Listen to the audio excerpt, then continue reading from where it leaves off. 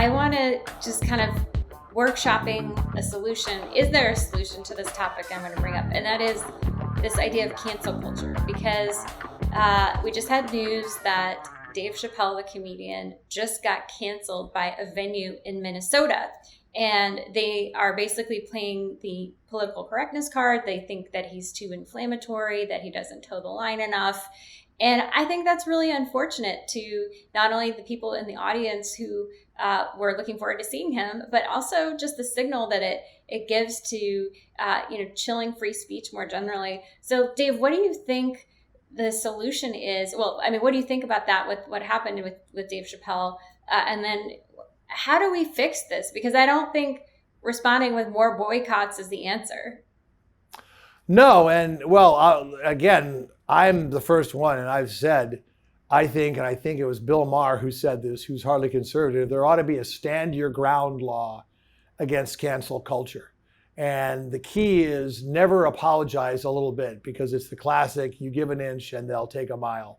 And as I've said, what's been so disappointing, and you know me, no one's been more critical of how extreme the right has gotten.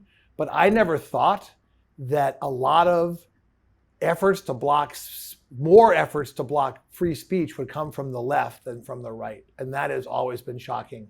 And, it's not just YouTube blocking Ron DeSantis, having experts from top medical schools disputing the effectiveness of child masks, when we all know a child who's 4 years old wearing a mask does nothing. That's just common sense, right?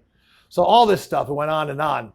But to me, when you were saying toe the line, that's exactly what a comedian is not supposed to do, is toe the line. That's why you go to a comedian, because they're supposed to be irreverent. It's like firing someone for a tweet that they made in college. If you can't be irreverent in college, when can you be irreverent?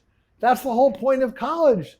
That's why you're supposed to get it out of your system. That's why they give tenure to professors, so they can say what you want. When I went to business school, my favorite professor wrote a front page article for Business Week saying that business school was a waste of time when you look at the opportunity cost, the financial cost. God bless them, joys of tenure, right? That's what you're supposed to have in academia, and that's what you're supposed to have on stage. So I think it is really, really damaging, and it sets a bad precedent. And so fortunately, there are a lot of venues. That's why someone like Bill Maher has some of his favorite shows are in places like the South, and he'll be the first one to tell you, particularly as he was coming out of COVID. It was a hell of a lot easier to perform in red states than it was in blue states. So my long-winded answer to your question is Dave Chappelle should tell that place in Minnesota, you know what, there are plenty of other venues that'll have me. If I can go to San Francisco and perform, then I can go most places and perform, because he did a show at the Chase Center. It was very well received. I actually went to it. So I think that I hope he'll consider coming back. But it is really a problem, and it's very unhealthy for our society. But I'll give you final thoughts. Well, the one thing I would add is that unfortunately, even tenure and academic freedom on campus is under fire too.